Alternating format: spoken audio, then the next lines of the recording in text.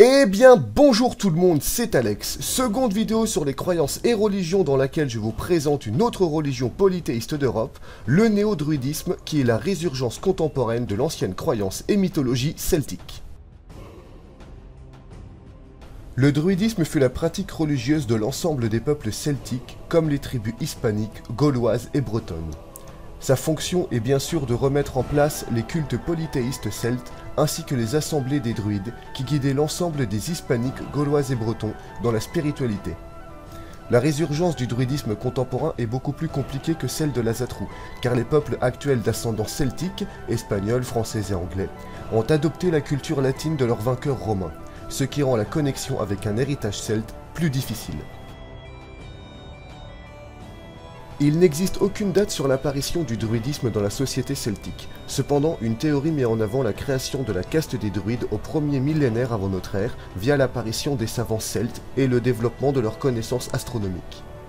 Une seconde théorie, elle, placerait l'apparition du druidisme bien plus ancien que cela, à l'époque du néolithique. Pour Jules César, il avoue ne pas connaître l'époque d'apparition de la tradition druidique, mais affirme que cette dernière serait née sur l'île de Bretagne. De leur côté, les Celtes furent convaincus que la naissance du druidisme fut l'œuvre du peuple mythologique des Partholoniens, les seuls êtres humains survivants du déluge celte 112 ans après cet événement.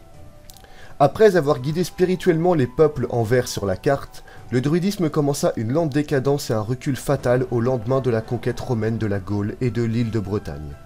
En effet, avec l'implantation de la civilisation romaine, ainsi que sa fusion avec la culture celtique, au fur et à mesure des années, les populations celtico-latines adoptèrent un culte religieux à la romaine et abandonnèrent les druides pour les temples. Très vite, toutes les grandes villes adoptèrent un culte à la romaine avec un panthéon d'origine celtique mais fortement romanisé. Puis enfin, avec l'apparition du christianisme, tant le druidisme des campagnes que la religion urbaine gallo-romaine des temples furent remplacés par la nouvelle croyance, aux alentours de l'an 400 de notre ère. Seuls les Germains francs ne pratiquaient pas encore la religion chrétienne. Il faudra alors attendre l'an 500 pour une christianisation complète de tous les habitants de la Gaule.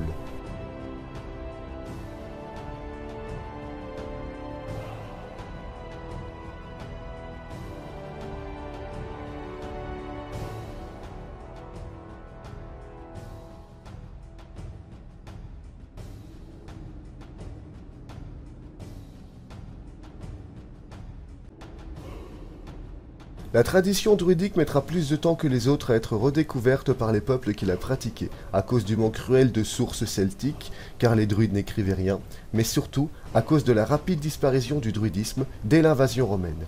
Ce qui fait qu'à l'époque de la christianisation, les Gallo-romains avaient déjà en grande partie oublié leurs anciennes traditions. Il faudra attendre le 21 septembre 1717 pour que le philosophe irlandais John Stallone redécouvre cet héritage ancien, mais les véritables travaux de redécouverte ne vont majoritairement commencer qu'en 1781 via la fondation de l'unité de l'ancien ordre des druides, qui fut plus un cercle de philosophes, d'historiens et de spécialistes du monde celtique à des fins de connaissance et de recherche qu'un groupe religieux. Ce n'est que le 21 juin 1792 que le barde du nom de Edward Wilson fonda le premier groupe néo-païen druidique de l'histoire. En 1838, un groupe de jeunes bretons internationalise le mouvement hors d'Irlande, principalement en France et en Grande-Bretagne, et propulsé par la popularité du mouvement, ils fondent le Gorsedd, qui est l'assemblée des druides en celtique.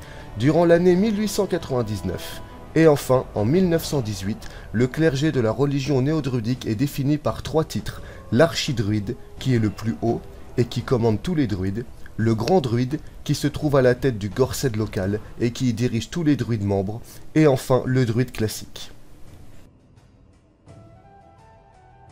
Tout comme l'Asatrou et la majorité des religions polythéistes, il n'existe pas de dogme établi dans la croyance druidique. Chaque groupe est indépendant dans sa façon de pratiquer le culte celte. Mais certains piliers de la croyance des anciens Celtes sont quand même respectés dans la totalité des groupes. Le premier est bien sûr la croyance dans le panthéon des dieux celtiques. Le culte des ancêtres est aussi primordial, tout comme le fait de croire que toutes choses, comme les arbres, les plantes et les éléments, sont vivants et sensibles. Le néo-druidique croit également en l'immortalité de l'âme. Cette dernière ne meurt pas avec son hôte, mais se transporte dans le corps d'un autre être vivant. C'est le principe de la réincarnation. Les rites druidiques sont pratiqués majoritairement dans les anciens cercles mégalithiques datant du néolithique. et qui sont indirectement attribués aux anciens Celtes. Les rites les plus importants, comme celui du solstice d'été, sont pratiqués dans des sites comme Stonehenge par exemple. Et bien évidemment, les néo-druidiques célèbrent les 4 principales fêtes du calendrier celtique. Selon la vision spirituelle du néo-druidisme, il ne suffit pas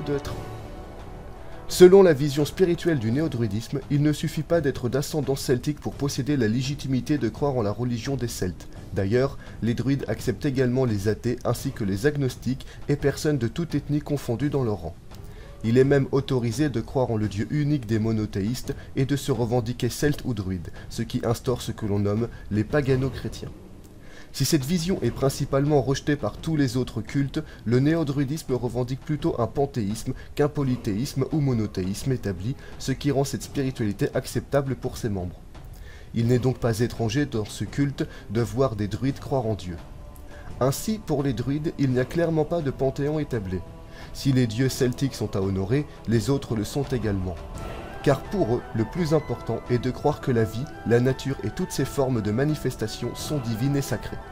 Selon les estimations du Royaume-Uni, qui a reconnu le néo-druidisme comme religion le 2 octobre 2010, il y aurait entre 2 et 5 millions de néo-druidiques dans le monde, dont 10 000 rien qu'en Angleterre. Eh bien, j'espère que cette vidéo vous a plu. Si c'est le cas, mettez un j'aime, commentez, n'hésitez pas à vous abonner et à partager la vidéo si elle vous a vraiment plu. Je vous souhaite une très bonne journée ou une très bonne semaine et je vous dis à la prochaine.